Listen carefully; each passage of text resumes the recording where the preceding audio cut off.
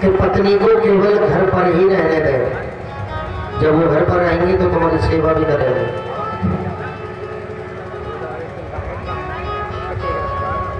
और देखिए, पैर दबाने के लिए मैं इसलिए कह रहा हूं कि पति के घोटू से लेकर पैर तक शनि का वास होता है और स्त्री के कोहनी से लेकर के हाथ तक शुक्र का वास होता है। और शुक्र और शनि ग्रह जब एक मिल जाती हैं तो घर में कभी अमंगल नहीं होता, शुभ शुभ होता है। लक्ष्मी जी कहाँ जाती है? लक्ष्मी जी वहां जाती है जिस घर में प्रेम हो, जिस घर में प्रेम हो लक्ष्मी जी वहां जाती है। और जिस घर में प्रेम नहीं तो लक्ष्मी जी जाती तो हैं, सबके घर जाती हैं, लेकिन वापस लौट करके तुरंत आ जाती है। दूसरी बात, जो माताएं पति की सेवा करती हैं, पति के पैर छूती हैं, पति के पैर दबाती हैं, व्यासपीठ से वादा करता हूं कभी जीवन में डॉक्टरों से दवाई नहीं लेने की आवश्यकता। वो स्वर्ग है पति के पैरों में, लेकिन करके तो देखो। मानता हूं अगर पति शराब पीते हैं, गुस्सा करते हैं, 2-4 दिन करेंगे, 6 दिन करेंगे, 8 दिन, 15 दिन, 10 दिन, 1 महीना कर लेंगे, लेकिन कभी ना कभी तो उन्हें दया आएगी। ये प्रतिदिन पैर छूती है। देखिए, इस पति की सेवा करने से, अच्छा भगवान से मिलना कौन कौन चाहती है बताएं, हाथों पर खड़े करें। भगवान जी से, कन्हैया जी से।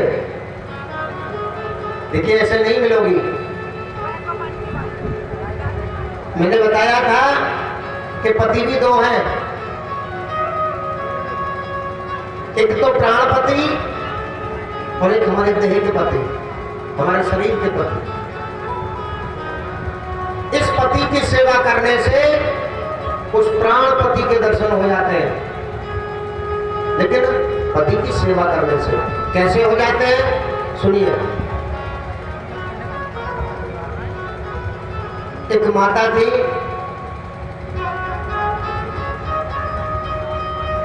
वो रोज पति की सेवा करती थी, पैर दबाती थी,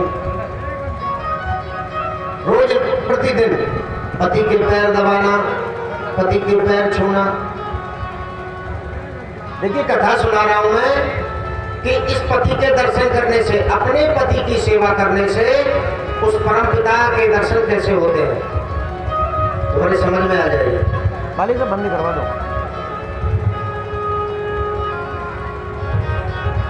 एक स्त्री अपने पति की प्रतिदिन सेवा करती थी, पैर छूती थी, तो एक दिन पत्नी ने सोचा, पति बताती हो कि आज मैं जब तक खाना नहीं खाऊंगी जब तक मेरे पति देव नहीं कहेंगे।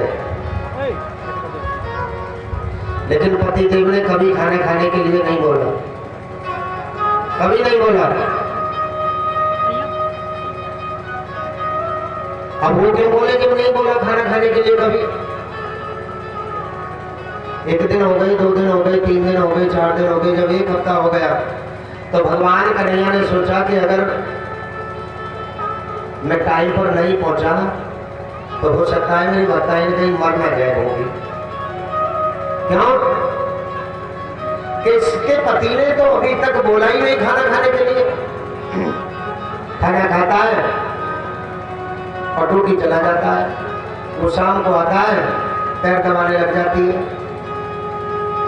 अब भगवान कन्हैया ने उसके पति का रूप धारण करके आए, दोपहर के समय दरवाजे से कह के चले गए कि सुनती हो?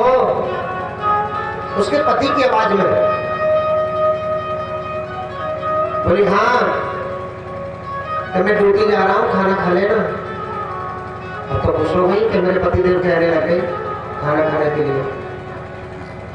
इसी प्रकार भगवान प्रतिदिन आए और खाना खाने के लिए बोल गया। अब एक दिन रविवार का दिन था, संडे का दिन हो गया।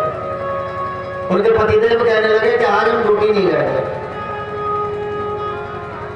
आज हम घर पर ही रहेंगे। घर पर थे उधर